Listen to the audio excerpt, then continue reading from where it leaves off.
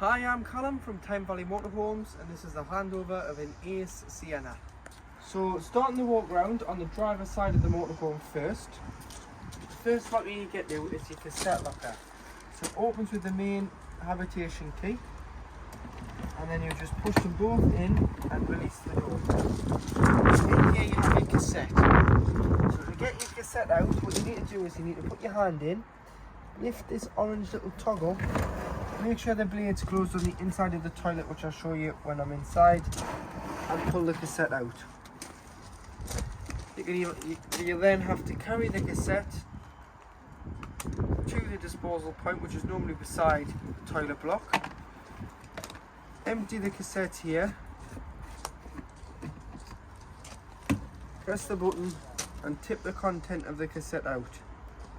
Once you've done that, you then pop some water in, because there's normally a tap there. Give it a rinse and press the button and tip the rinse water out. Once you've done that, cap full of chemical into here. You either do it with a cap or you can just do it by eye, by tipping the jug in. Popping a bit of chemical in there and popping it straight back into the toilet, and then it's ready to use. Underneath the van you do have a tap here, so this is your waste disposal tap.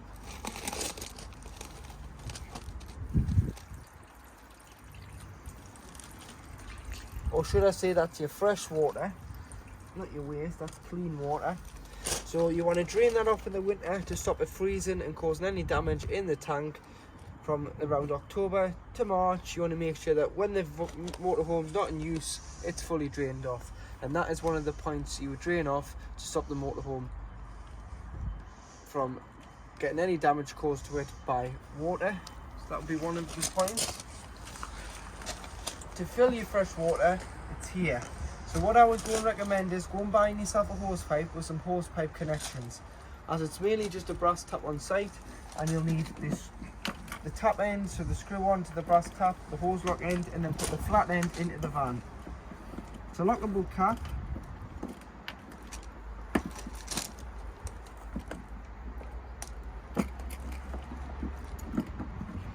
Pop the hose into there, wait until it overflows or until you're happy you've got enough water on board, which you can check on your main panel. This is your LPG, so this is where your gas live in your gas locker. So we've got our test bottle on here at the moment. So you can get two 6 kilogram bottles in there. What you want to do is, once you've got one on, you've got to put this, before you connect this pipe here, which is known as the pigtail, you've got to stop the bottle in. So you want to put this plastic collar around the bottle and tie it in. Then you pop the pigtail on. So showing you the pigtail, it's this here, and it's no need for a spanner, it's just hand tighten. So left to tighten, right to loosen, opposites with it being gas, and then turn it on and off at the top of the bottle. Always make sure that the bottle's strapped in and it's turned off before you start travelling, just to make it safer for other road users. And you can fit two of them in there, two 6s, one at the back, one at the front. Once one's empty, swap them over and then get your empty exchange for a full. To connect the motorhome up, either if you're at home and you're charging it before you go away, so a couple of days before you'll want to hook it up and charge it, put your fridge on, put your shopping in the night before of the fridge, just to allow that to all chill down. And then you can do your long drive and your shopping's going to be nice and fresh. Or if you're on a site, it's the same thing, but you want to hook your motorhome up. So you get your hooker blade, lift the collar like so on the hooker blade, lift the flap on the van, hook the van up, hook the sight up, and then do it in reverse order when unhooking, along with pressing the button in to unhook the motorhome. So again, lift it up to so far, slide it on. In the back here, this is where your boiler is based on board, so it's in there at the back of the van. When you're heating your water on gas, this cover needs to come off the flue, otherwise you're blocking the flue and it isn't going to heat the water. It's going to come up with a red light and it's going to fail because it can't get rid of the emissions. So to take the cover off, hand on the top, thumb in the middle, press, take it off, Best place for this is either in your gas locker or in your driver's door pocket. Once you've finished being at your site, pop it on and then drive along the road. If you're heating it if you're heating the water on electric, you don't need this cover on. You can leave the cover on. You don't need to take it off. It's only for when you're heating the water on gas. The cover must come off. Got a bike rack on the back of the van as well, which is a Siena bike rack. So release here, you'll be able to turn these, loosen it off a bit on both sides.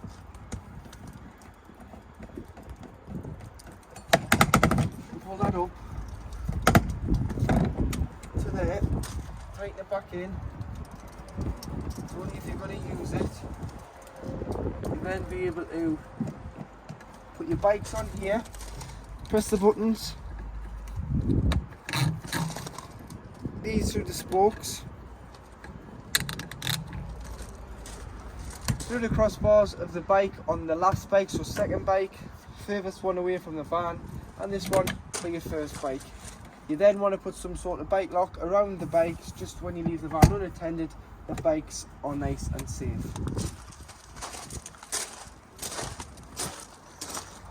This one's your wastewater, so this is anything that you've put down a plug hole. Normally on the way out of your site, you drive near the waste disposal point.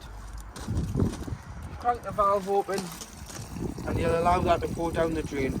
You've got no reason to carry wastewater around with you unless you're wild camping.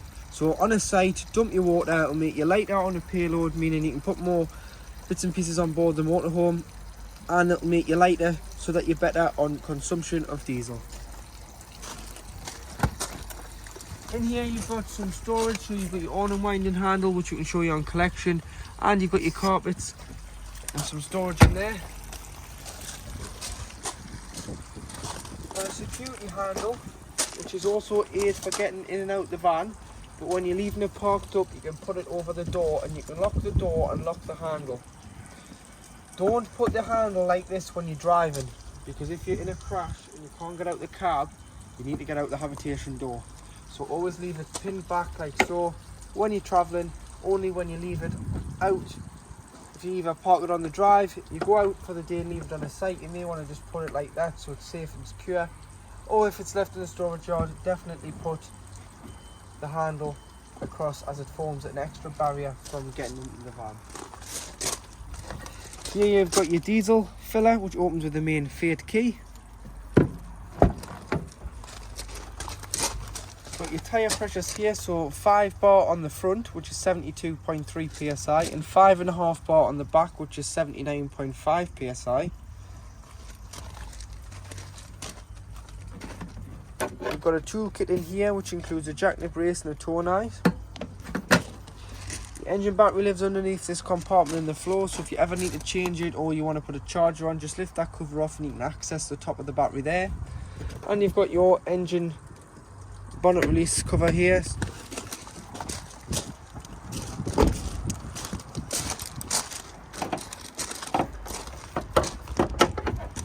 And underneath the bonnet, you've got all your fluids. So the main one you're going to need is your screen wash at the back. Then you've got your power steering fluid, your brake fluid and your coolant, followed by your oil filler and dipsticks for checking the levels. Paint codes on this sticker here if you ever need paint or a touch-up pen. And then should you ever need to jump start it, because the battery's underneath the cab floor, you do have jumping points underneath the bonnet. So lift this cover and that's your positive, so your red clip goes on there and your black clip goes on there for giving or receiving a jump start from the motorhome or to the motorhome. So this is your 12 volt control panel. So you've got your master switch here, which turns the motorhome on and off. So you can press and hold and it's off. Press once and you can turn it on. This button here goes through the display, so you can tell that you're hooked up because you've got the electricity sign there. It tells you how full your fresh and your wastewater tanks are at present. It tells you your leisure battery and your vehicle battery. And it tells you the amps currently coming off the leisure battery. Pressing this switch charges the engine battery, so when you're hooked up, it doesn't charge the leisure battery, it charges the van battery. You can scroll up and down through this menu by pressing here or here. And then you've got your pump at the top, so making sure that you've got enough water on board first. You can turn your pump on, which will prime the water to the taps, toilet and shower. You've got your awning light, which is a light outside. Lights inside the motorhome, and then some more lights here which work the back end of the motorhome. So these awning light and these two are your interior light switches. And then they all are individually switched around the van. Also above the door, you've got two controls for your Truma Ultra Store, which is your gas water heater, and your Ultra Heat, which is your electric heating. So starting off with the gas, what you need to make sure is that your cover is off on the outside of the van. Then you can select the temperature of how hot you want your water, and then to turn it on, you turn it down to the gas flame. And that will heat the water on gas, so you'd use that if you were wild camping, because obviously you don't want to waste your gas if you're on a site and you've got an electric water heater. This is your Ultra Heat, so heats the vehicle on mains 230 volt. So you've got 2000 watts, 1 to 9, 9 being equivalent to 30 degrees, so this is your thermostat on the black knob here. That's off. 500 watts, which is half a kilowatt, or 1000 watts, which is 1 kilowatt. It all depends on the amperage the site gives you and what you're running at the same time, because if you trip your van on 2000, you may have to pull it down to 1000 or 500 if you're trying to boil the kettle at the same time, because you may be overloading the vehicle. But mainly you'd use 2000 on most sites throughout the UK, camping and caravanning clubs. 1500 watts may be required on smaller scale sites or airs if you ever go abroad with the motorhome. So to operate your Dometic fridge, which is a 3-way fridge, as you've got 3 sources here. So using this dial, you can either have it all the way off at the top. You can have it on mains, so you'd use mains if you were on a site and hooked up, or at home and you were pre-chilling the fridge before you packed it with shopping before you went away. And then once you're traveling from site to site or home to the site, once you've had it pre-chilled, you can put it onto the battery setting, which is just this setting here, and that works when the engine is running. A feed off the alternator feeds the fridge with a 12 volt supply, so it'll act as a giant cool box until you get back to your site and either go back up to mains when you hook up, or you can go all the way down to gas, which is the gas at the bottom, which you'd use if you were wild camping and weren't on a main supply. And then to light the gas, this is your temperature. This is your temperature here. So you can adjust the temperature, but you need to push that dial in along with pressing the spark ignition here. And you need to wait for the orange band to go into the green, and as you can see there, it's slowly going into the green, so just give it a couple of clicks of the ignition, keep it pressed in until it's in the green, and then once it is in the green, you can let go, and that's it, lit on gas.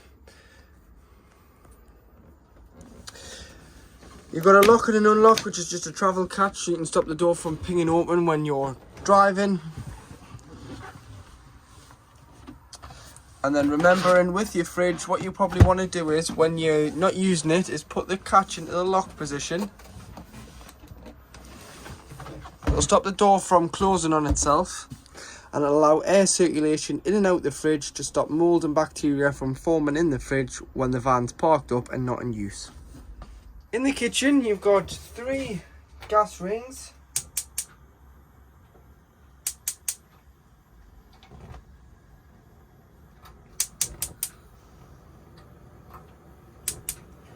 Three gas rings followed by 1 electric hot plate, which is the back one here. That only works when you're hooked up to mains power. Once you've had any of them on, if you allow them to cool so that they're cool enough to touch before you put the cooker hood down, otherwise you can shatter the glass. Underneath you do have your grill, and underneath the grill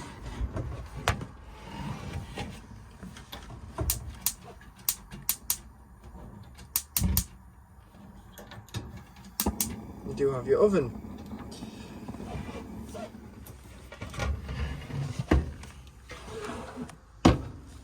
Underneath you've got the main supply socket for the fridge and the electric hot plate in here. And above you've got your microwave, which has got a main supply here, so if you ever need to change this microwave in years to come, you can. Just comes out and you can put a new one in. And it is a 700 watt mains microwave, so again you've got to be hooked up for that to work. Storage in here with a slide out drawer, your draining rack, 2 gas taps, one for your cooker and one for your fridge just down here. So any problems with gas, you can isolate each individual appliance there, but you may want to just turn the bottle off, and it's safer to turn the bottle off. And you've got a cutlery drawer followed by a cabinet with wine glasses holder and bottle holders. Your awning light you can turn off in here if you want and change the bulb in here, but just leave it on and turn it off at the main control panel, so that when you hit the button this comes on and you haven't isolated the light unit itself. In the back corner on the driver's side is the location of your boiler, so that holds 10 litres of water at any one time. Now it's very important that in the winter when you're not using the motorhome you drain the motorhome down, because if not, when we're experiencing colder temperatures in the winter, the water may freeze and cause significant damage to the motorhome, and it voids any warranties that are in place, because frost damage is your responsibility to drain the motorhome off. So how to do this? This yellow toggle here, you need to lift that up and stand it on end. Do it without the pump kicking in and leave that stood up on end during the time you haven't got the motorhome in use. Start off with the boiler, then you want to open all the taps within the van just to stop any airlocking or water sitting in any of the pipes here. Then you want to open the fresh and the waste, and then this is your system drained down. When you come to reuse the motorhome, obviously shut the boiler, so push this back down like so.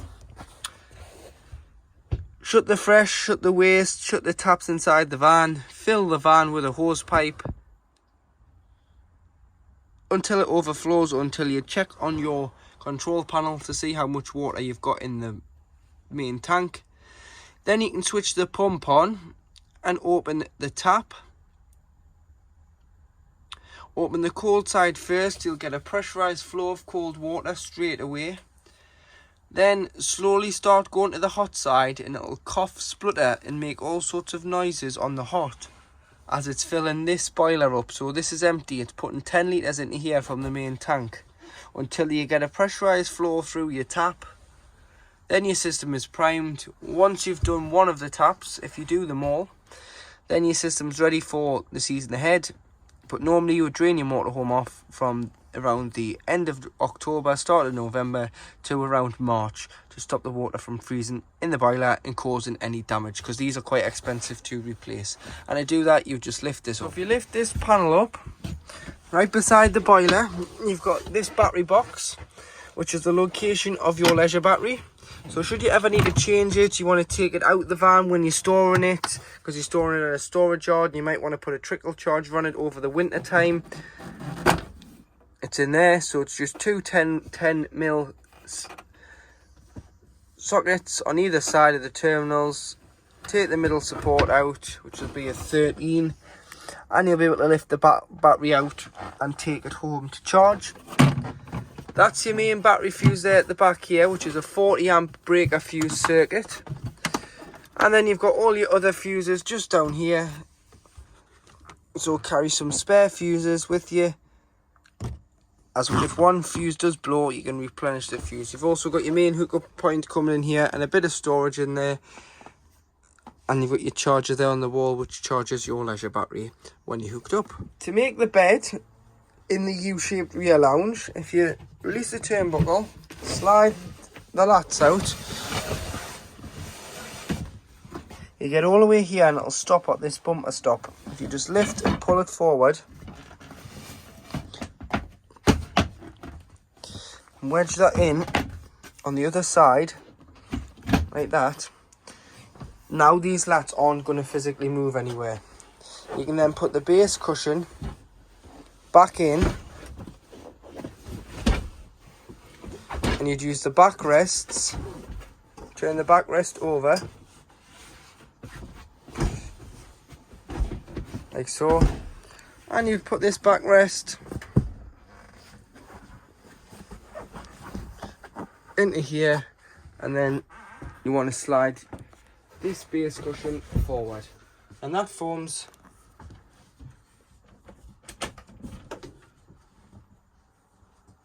your double bed. And then at the back you'd put this handy little infill cushion in. You can put this at the back, at the front, wherever you want, but that just goes in to stop the cushions from moving, so that will just get pushed down flat with this base cushion for a flatter surface to sleep on. And then you can move the backrest if you want a bigger bed, and this is meant to be a double, but if you move them, it's more like a king size bed. In your wardrobe, you've got your power supply unit, so you've got your main isolation trips for all your 240 plus your trip tester. So if you think your van's not receiving power, try tripping the van first. If it does trip, then you are on mains power, and it's not the motorhome, it's probably the site if it doesn't trip. Then you've got your space heater, so that sends power to that switch above the door on mains to heat the motorhome on electric. This is your electric water heater, so you don't have to use the gas all the time. You can use the water heater on electric, but make sure that you've got enough water in. If you don't have any water in, then just knock it off and turn it on every time you go to your site once you've filled it up. And then here you've got your battery charger, so that obviously, if I put my teeth in, that obviously charges your leisure battery when you are hooked up to mains power. So also to heat your motorhome, you can use the gas fire. So if you're wild camping, this would be the only source of heat you'd have, because you wouldn't be hooked up. So you'd use gas off your gas bottle, and then all you need to do is select your temperature you want, press the igniter, and then look down here and you'll see that the gas is on, and it'll convect out the front. But you can have it so it blows around the various parts of the van as well. So this side is where it blows to, so it can blow out the front, and it'll use no 12 volt assisted fan. It'll just convect out the front of a fire like a normal fire would, which is why you have it in the middle. Or you can have it on A, which is automatic. Choose your 1 to 5 being your fan speed, and it'll blow into the bathroom, into the back lounge there, into the front of the motorhome, and keep everywhere nice and warm. But it will use 12 volt. So you may not want to use that if you're wild camping and wanting to get the most days out of your leisure battery, which is 3 maximum. So on A stands for automatic, and what it'll do is once the van heats up to a certain temperature, it'll cut out until the thermostat feels that it's cooled down and is below the temperature, and it needs to warm the motorhome back up. But if you have it this way, that's manual mode, and you would then have to either turn the temperature down or knock the fire off once it gets too warm. 1 to 5 being your fan speed, so you can turn it down, or you can have it on 5, which will use all the fan speed on the highest setting and blow it around the various parts of the motorhome. But this is your gas fire, which you'd use if you're wild camping. You can use this setting on electric as well, so the fan can be turned on. Otherwise on electric it does just convect out the front as well, because that's the only way the heat can get out. Put it on the A or M, and it'll start to circulate around the various parts of the camper.